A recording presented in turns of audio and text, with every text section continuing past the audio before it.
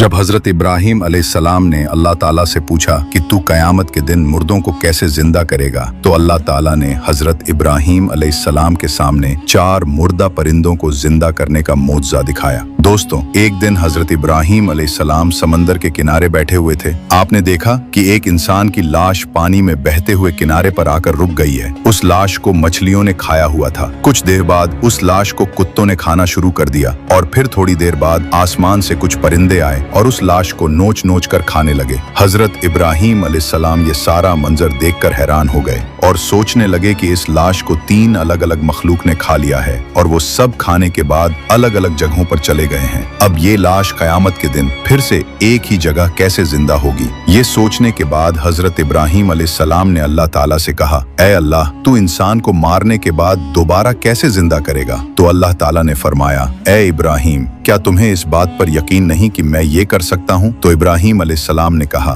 बेशक मुझे यकीन है, लेकिन मैं अपनी आंखों से देखना चाहता हूँ। तो अल्लाह ताला ने हजरत इब्राहिम अलैहिस्सलाम से कहा, ऐ इब्राहिम, तुम ऐसा करो कि 4 परिंदों को पालो, फिर उन्हें ज़बह कर दो और उनके गोश्त को अलग अलग पहाड़ों पर रख दो, फिर उन्हें अपनी तरफ बुलाओ, वो दौड़ते हुए तुम्हारे पास आ जाएंगे। ये सुनने के बाद हजरत इब्राहिम अलैहिस्सलाम ने 4 अलग अलग नस्ल के परिंदे लिए, एक मोर, एक कबूतर, एक मुर्गा और एक गिद्ध। आपने इन 4 परिंदों को ज़बह किया और उनके गोश्त का कीमा बनाकर आपस में मिला दिया। फिर आपने इस गोश्त को 4 अलग अलग पहाड़ियों पर रख दिया। इसके बाद आपने अल्लाह के हुक्म से उन्हें बारी बारी आवाज दी, तो उन 4 पहाड़ियों से वो गोश्त उड़कर आपस में मिलने लगा। हर परिंदे का गोश्त वहीं से उड़ता जहां रखा था और मिलते मिलते उनके जिस्म मुकम्मल हो गए और वो परिंदे जिंदा हो गए। जिंदा होने के बाद वो परिंदे दौड़ते हुए हजरत इब्राहिम अलैहिस्सलाम के पास आ गए। ये सब देखकर हजरत इब्राहिम अलैहिस्सलाम सजदे में गिर गए और कहा, बेशक तू हर चीज पर कादिर है।